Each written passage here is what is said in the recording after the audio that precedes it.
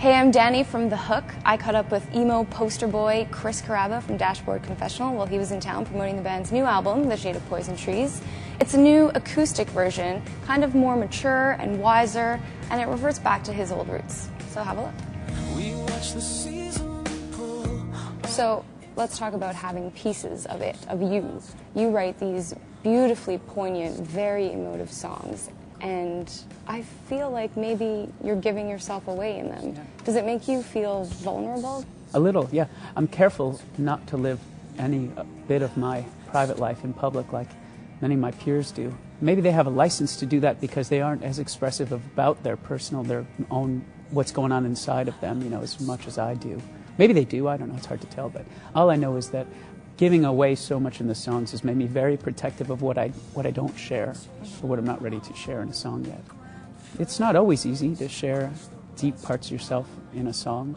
It used to be when no one was listening, but people buy the records now, so you have to divorce yourself from that mode of thinking, like someone will hear this. You can't have that go through your head ever, or I can't.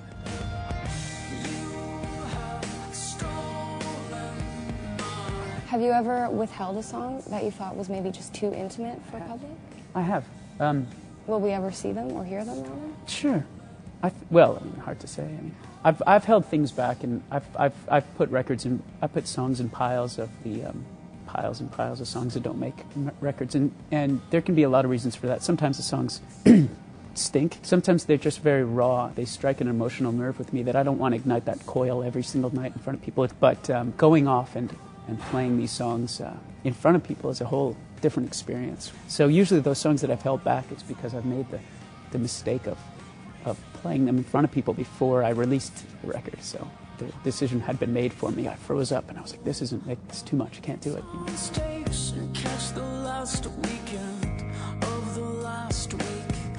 Now luckily for us, Chris is all good. He's not dying of any strange diseases or caught any foreign bugs. What am I talking about? Have a look. I've read that there are certain secrets behind a song called These Bones, which is my favorite, to be honest, on the record. I'm glad we can talk about this. Let's talk about this. So let's do it. Okay. I'm already doing it. Here we are. Oh. Tell me, what are you hiding behind these bones? Nothing.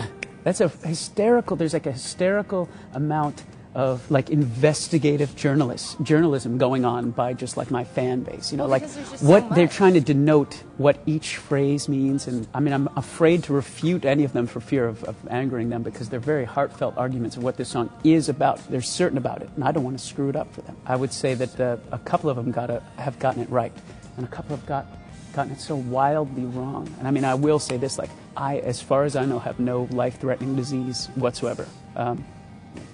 Wood. But in any event, that's just one of the many theories. They're taking this one like like if I get it right, it's a badge of honor. Like that's how I'm reading these like posts and stuff. Like if I'm right, I win.